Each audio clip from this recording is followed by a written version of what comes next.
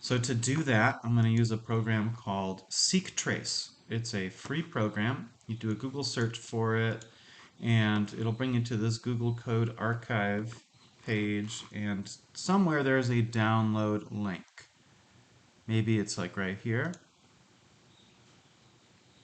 Maybe it's not right there. In any case, you'll have to find Seqtrace.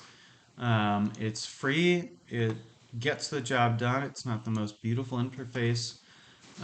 So to get started with Seqtrace, you want to open it and then you want to go to New Project. You're going to want to choose the location of the trace files. Um, and for me, that's going to be my build config folder. And then search for strings of identifying forward and reverse trace files. Mine, I think, are labeled with ITS1 after a underscore for my forward and ITS4 for my reverse. You could also put in the forward and reverse primers. I don't do that. Then for sequence processing, pretty important, you want to put the minimum confidence score at 15, which is strikingly low, but it'll give you more room to manually annotate things, and it'll be a little bit more work, but I think it's better to have to manually adjust the bases to make sure that they're correct, as opposed to having the software kind of throw away anything that is a lower quality score than 30. All right, so we're going to add our trace files. We're going to go to our Tubaria, and let's just make sure which one that is. That's 191, and I'm going to select ITS 1 and 4. And it recognized that based on our scheme that the forward is the ITS1 and the reverse is the ITS4. You're going to select both of them. You're going to go to group selected forward and reverse trace files, and you have to name it, which is annoying because then you're going to have to type in that whole name. But since I'm doing this for demonstration, I'm just going to say Tubaria. You want to put in all the unique identifiers because when you're analyzing, tons of sequences and you just put some like random name, it'll be easy to mix things up. So there you've got your group Tubaria. You're going to want to go to View Selected Trace Files. And here it brings up the forward and reverse trace files kind of superimposed over each other.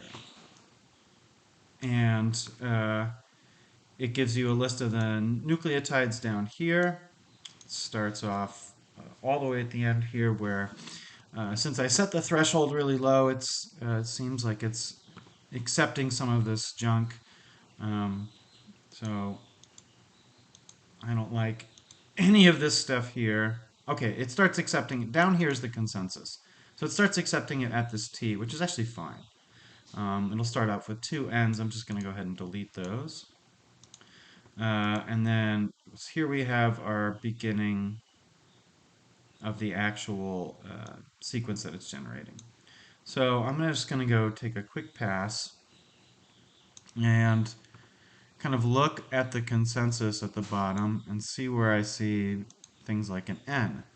So this is where it's aligning the beginning of the forward trace with this part of the reverse trace.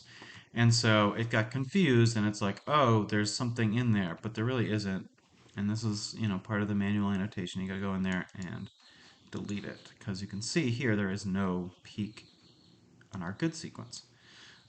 Here's one where there's a gap in our really good sequence. Um, and it's being there's an A being put in there. That's also fake. So we're going to go ahead and delete that. It's a fair bit of work to use this program. You have to be really careful. Here's an ambiguity. Here's our first one. Well, lo and behold, it is represented on the forward and reverse trace. Now, what does this mean? This means that either what happened is there's in some of the copies of the ITS gene, there's a C, and in some of them, there is an A. Or it could mean that early on in PCR amplification, some mistake was made, because that does happen. Sanger sequencing is, only like 99.7% 7% accurate, and then PCR is, got some accuracy issues as well. If you're using Taq polymerase, it's not super accurate. So you might have incorporated a mutation during your PCR amplification. There's really no way to tell, but because it's represented in both the forward and reverse trace, you know that it's not a Sanger sequencing error, and that it's either because there's a different um, distribution of haplotypes, ones that have A's and ones that have C's, or an error introduced into PCR, which is not super likely. So we're going to go with that. That's a real ambiguity and one that we need to report.